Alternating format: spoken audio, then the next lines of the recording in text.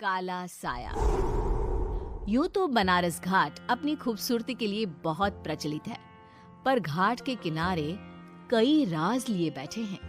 ये कहानी शुरू होती है बनारस के घाट के पास बने ममता निवास से, जहां प्रिया लाल जोड़े में ममता के घर उसकी बहू बनकर आती है। आओ आओ बहू, घर को अपने पैरों से पवित्र करो।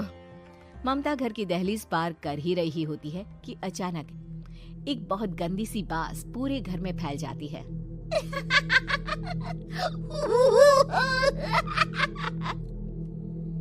ये बदबू और ये आवाजें, ये कौन हंस रहा है माँ?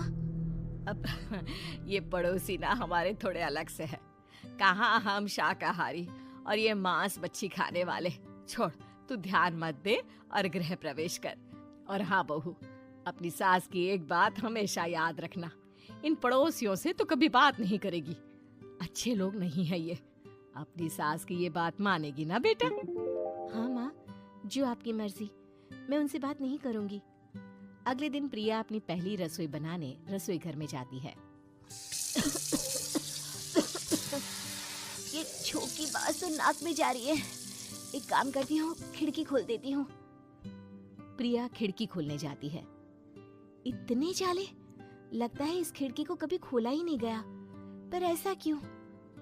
ओह, नॉन वेज की स्मेल आती होगी ना। 2 मिनट के लिए खोल लेती हूँ, फिर बंद कर दूंगी। प्रिया खिड़की खोलती है। खिड़की खोलते ही उसकी नजर सामने वाले घर की खिड़की पर पड़ती है, जहाँ एक लड़की खड़ी होती है। हाथों में मेहंदी, लाल रंग की साड़ी, बिल्कुल सजी धजी, मानो प्रिया की तरह ही वो भी नई नवेली बहू हो। वो प्रिया को देखकर मुस्कुराती है। हे भगवान, माँ ने तो इनसे बात करने को मना किया था। प्रिया फौरन ही खिड़की बंद कर देती है और तवे पर चढ़े रोटी की ओर देखने लगती है, पर वहाँ रोटी न होकर मछली पड़ी होती है। ये क्या? पहली ही रसोई में इतनी बड़ी गलती। हे भगवान, अब मैं क्या करूं?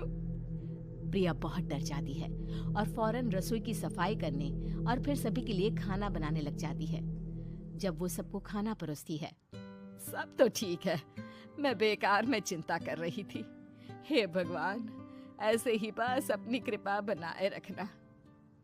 रात के वक्त जब सब सो रहे होते हैं, तब प्रिया को पायल की आवाज सुनाई देती है, जिससे उसकी आंख खुल जाती है। ये पायल की आवाज कहाँ से आ रही है? प्रिया उठकर उस आवाज के पीछे छत की सीढ़ियों तक जाती है। तभी उसे बच्चे के रोने की आवाज आती है। प्रिया छत पर जाती है तो क्या देखती है? वही लाल साड़ी वाली लड़की अपनी गोद में एक नवजात बच्चे को घुमा घुमा कर सुला रही है। तभी प्रिया की नजर उसके पेट पर पड़ती है। ओह गॉड, ये तो प्रेग्नेंट भी है। सुनिए, बच्चा सो नहीं रहा है क्या? मैं कुछ मदद करूं? नहीं नहीं, आपके घर वालों को अच्छा नहीं लगेगा, मैं संभाल लूंगी। स्नेहा की गोद से बच्चा हाथ मारकर प्रिया की गोद में आने को छटपटाने लगता है। दोनों घर अगल बगल में बने होने के कारण प्रिया उस बच्चे को गोद में ले लेती है। प्रिया के पास आते ही वो सो जाता है। बच्चे का वो स्पर्श रात भर प्रिया भूल नहीं पाती और अगली सुबह वो छत पर कपड़े सुखा रही होती है। तभी उसे एक औरत इशारा करके बुलाती है। स्नेहा कह रही थी बाबू तुम्हारी गोद में आते ही सो गया। मैं गौरी, स्नेहा की माँ हूँ। बहू, घर आना, बाबू को खिला भी लेना। शाम को जब घर पर कोई नहीं रहता, बच्चे से मिलने के लिए प्रिया छिपकर अपनी पड़ोसन के घर चली जाती है और कुछ देर बच्चे को खिलाकर वापस लौट आती है। इसके कुछ दिन बाद ही प्रिया को पता चलता है कि वो माँ बनने वाली है। ममता की खुशी का ठिकाना नहीं रहता।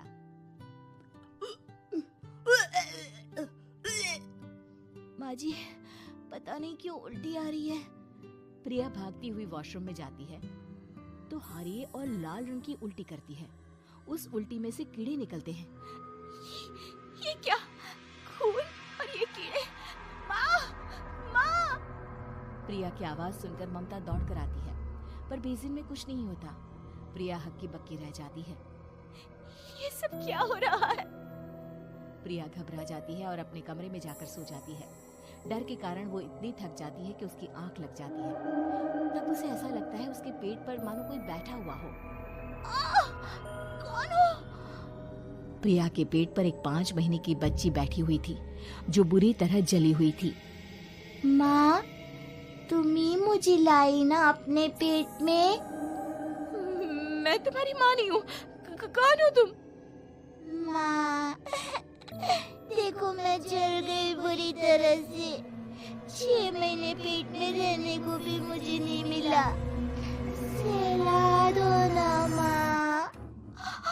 बचाओ, बचाओ, माँ! ममता दौड़कर कमरे में आती है।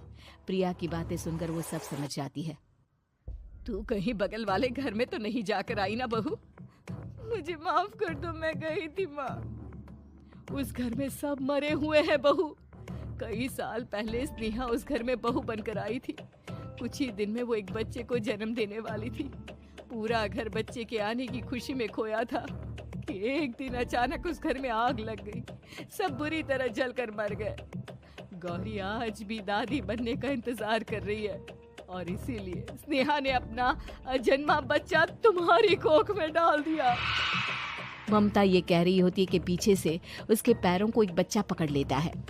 दादी, दादी। माँ, स्नेहा की गोद में यही बच्चा था। ये बच्चा कौन है फिर? तेरी मौत है। तेरी भी दादी। जिस चीज का ममता को डर था वही हो गया। ममता निवास के ऊपर मौत ने चादर बिछा दी थी। प्रिया का पेट ऐसे बढ़ जाता है मानो 9 महीने का हो। 2 हाथ उसके पेट से बाहर निकलते हैं। बहू, संतोष को फोन कर, किसी पंडित जी को बुला बहू। प्रिया का पति भागता हुआ घर आता है। ये तो होना ही था माँ। तेरा पाप तेरे सामने आ गया तो तू सह नहीं पा रही है। स्नेहा घर में आग लगी नहीं थी, माँ ने लगाई थी, प्रॉपर्टी की लालच में। और वो बच्चा मेरी पहली पत्नी का बच्चा है, मेरा बेटा, जो कि उस आग की चपेट का शिकार हो गया था। मैंने तुमसे ये सब माँ के कहने पर छुपाया था। मुझे माफ कर दो प्रिया। तुम अगर चाहो तो यहाँ से जा सकती हो। मैं तुम्हें किसी भी बंधन में रखना नहीं चाहता। मेरी शादी हुई है आपसे, मैं आपको छोड़ नहीं सकती, पर उससे पहले हमें स्नेहा, उसकी माँ और बच्चे की आत्मा की शांति करवानी होगी। संतोष और ममता गौरी के घर जाते हैं। अंदर सब कुछ जला हुआ होता है। जमीन पर जली हुई लाशें बिखरी हुई थी। ममता रो रो कर अपने करने की माफी गौरी से मांगती है। प्रिया स्नेहा के घर वालों का अंतिम संस्कार करवा देती है और ममता निवास फिर से आत्माओं के साए से मुक्त